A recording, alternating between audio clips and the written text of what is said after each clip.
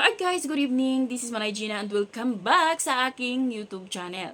So guys, for today's video, pag-usapan natin si Kim Chiu. Ewan ko lang guys kung sino ang nakapanood ng It's Showtime Today kasi nga sobrang nakaka-proud yung isang tatay na sinikap niyang pag-aralin yung mga anak niya.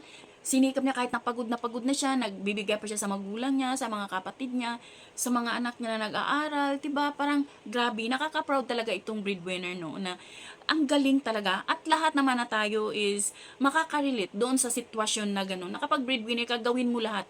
Kahit na mangutang ka, basta gusto mo makatulong lang talaga kasi ayaw mo silang ma-disappoint na wala kang maibigay. So kahit na hindi ka na makabili ng sarili mo, pansarili mo, okay lang. Basta makabigay ka. So ang episode kasi ngayon is yung tatay na yun is sobrang nakaka-proud siya kasi nakapagpatapos siya ng anak niya at cum laude pa. So sobrang nakaka-proud yung tatay na yun at si Kim na-touch siya. Alam naman natin na sobrang malambot yung puso ni Kim. Alam din naman natin na matulungin talaga si Kim. Hindi lang talaga niya alam mo yung nagtumutulong si Kim na hindi na kailangang i-upload pa sa YouTube, sa social media. 'Di ba? Maraming tinutulungan si Kim. Pero kanina kasi, sobrang na-touch si Kim doon sa kay tatay. Kasi nga, binigyan niya ng 20,000.